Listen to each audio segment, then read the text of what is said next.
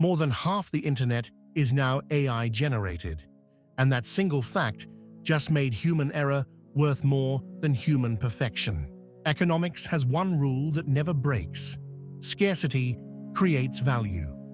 For the last decade, the scarce thing on the internet was content itself. Good posts, good articles, good videos were hard to make. Then AI made them free. In 2025 and 2026, AI didn't just help people make content faster, it untethered content from effort entirely. 15 billion AI images have been created since 2022. 34 million are generated every single day. More than half of all English-language articles on the web are now AI-generated. 71% of the images you scroll past on social media were made by a model, not a person. The internet didn't just get noisier, it became a sea of synthetic precision. Every image perfectly lit, every caption grammatically correct, every headline optimized, technically flawless, and in the words of researchers who study attention, utterly hollow. Here is what economists call a supply shock. When the supply of something becomes infinite, its price collapses towards zero. Content was no longer scarce, but something else became scarce in its place. Proof that a human made it. Think about what that means.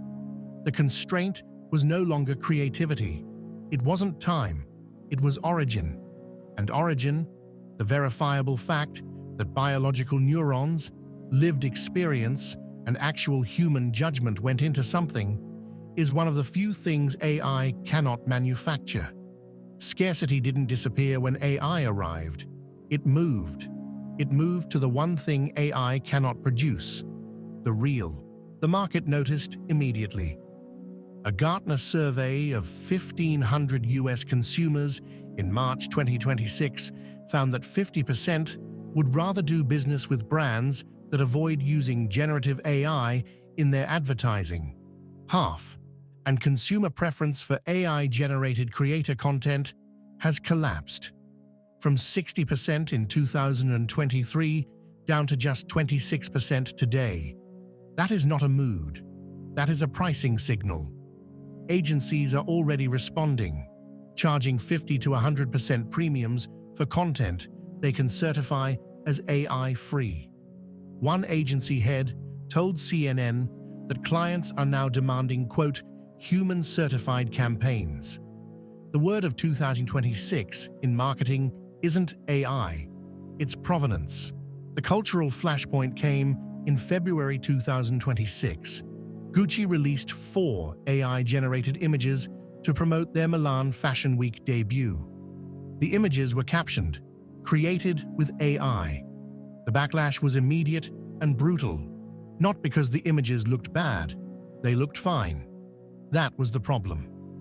Critics didn't object to the quality, they objected to what it signaled, that a house built on Italian craftsmanship, on human ateliers, on skill passed between generations, had decided that origin no longer mattered.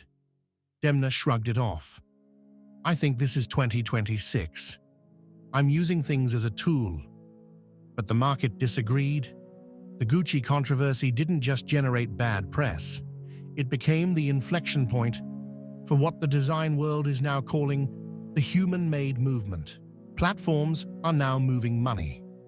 In January 2026, YouTube's inauthentic content policy hit its first major enforcement wave. 16 channels removed in a single sweep. Combined ad revenue wiped $10 million a year. Human-driven channels with real audiences are seeing higher RPMs. Volume-driven AI channels are watching their margins compress. Pinterest gave users a toggle to turn off AI content entirely. Substack has explicitly positioned itself as the home of authentic human writing, and its subscriber growth is accelerating. The platform message is no longer subtle. Human origin is not just a moral preference, it's a monetization strategy, and the infrastructure to prove it is already being built. The Coalition for Content Provenance and Authenticity, C2PA, developed content credentials, a cryptographic label attached to media that proves its human origin, like a nutrition label for digital content. The global identity verification market is worth nearly $16 billion in 2026, and by the end of this decade, analysts project a $10 billion market specifically for human content authentication. We are building an entire industry whose sole purpose is to answer one question: did a person make this? This is what makes 2026 different from every previous AI hype cycle. The market has priced it in, not at the speculation layer, at the consumer layer. 50% of consumers are paying more attention to who made the thing before they decide whether to trust it. They are unfollowing synthetic perfection. They are paying premiums for human error. A mistake in a handwritten note, a stumble in a podcast, an imperfect brushstroke. These are not flaws anymore. They are provenance marks. Human creativity did not become a luxury because it got better. It became a luxury because everything else became free. In a world where AI can produce anything, the most valuable thing you can produce is proof that you did. If this changed how you think about your own work, share it with someone who needs to hear it.